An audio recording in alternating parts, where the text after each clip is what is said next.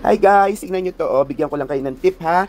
Yan, pansitan to. Hinarvest ko to ngayon sa garden ko. Kasi alam nyo, maganda to. Talaga, nakakagaling talaga siya. Tsaka confirm na yun ng Department of Health. Tapos kuha kayo ng supot na ganito. Oh. Yung malinis ha, yung hindi pa nagagamit.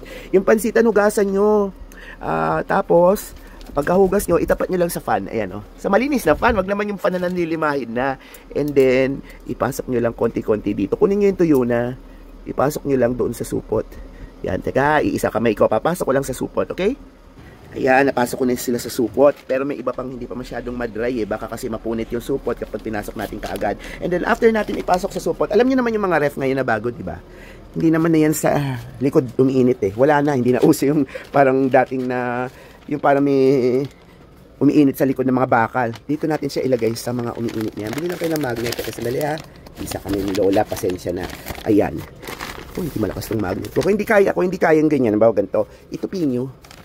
Tapos i-ano nyo sa taas bago nyo magnetin. Pero may malakas kasi akong magnet. Dali di ko makuha nandun sa harap eh. Sandali ha, pause ko muna.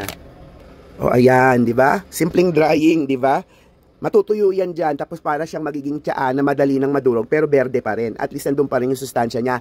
Dati gumagamit ako ng mga ganito, oh. Kaya lang napansin ko, parang hindi na buo yung sustansya niya. So ito na yung technique ko ngayon. Mas tipid sa kuryente, hindi na ako kailangan magsaksak ng kahit ano. Tapos mas convenient sa akin kasi nababantayan ko siya, hindi rin siya pinapasok ng insekto. Ito nga parang pinapasok pa ng alikabok, lalo na pagka mahabang panahon yung drying, tapos magastos din sa kuryente. Well, at least ito libre na, di ba? O, clue lang sa inyo yan na tips pala, hindi pala clue, sorry. Ayan, kung kayo gusto nyo magpatuyo ng inyong mga herbs, ganito na lang din ang gawin nyo. Tapos, kuha na lang kayo ng mga sisidlan. Ayun, no, may mga herbs ako doon, no. Tapos bili kayo ng desiccant, yung ano, yung parang hindi mag-humid. I forgot the name eh. Desiccant ang tawag ko doon eh. Yung parang hindi siya mag-moist doon sa loob na sisidlan niya. Then pwede na yan magtagal. Gusto ko, kahit ilang taon pa, hindi yan mabubulok. Basta nandoon lang siya sa lalagyanan niya. Mas maganda sana kung glass ang gamitin yung lalagyan. Kaya lang kasi yung mga glass ko ibang nakalagay. Ito naman kasi, medyo delikado rin naman pag plastic. Kaya lang ito, ano to eh. Yung plastic na yan, yung parang medyo mas bongga, hindi ordinary. Kaya, ayan ang nilalagay. May herbs pa ako doon. Ayun, nakita nyo. Ito, pansita naman to. Chinachaan namin to whenever may mga lagnat, may sakit sa kasukasuan, nalalagay din to sa alcohol, nabababa, tapos pwede yun sa mga sumasakit na rayuma, ipapahid mo with avocado na buto. Yung avocado na buto, meron din ako, kaya lang gagawin ko pa lang. Dinadry, i-slice mo naman yon, tapos ganito rin, i-dry mo rin ng ganito. Pag kailangan mo, tsaka mo na lang gagamitin, di ba? At least, preserve yung kanyang mga nutrients, hindi nag-fade away dahil sa init. Okay?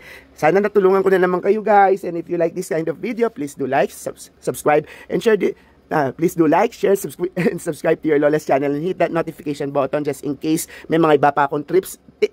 Ano ba yan? Sorry, may tips na pwede ko pang maituro sa inyo kasi medyo aligagaan Lola ngayon, pasensya na. Medyo marami kasing problema ang Lola ngayon. Tips na pwedeng ibigay sa inyo na makakatulong sa inyo na maging practical, safe, and convenient sa buhay. Okay, maraming salamat po.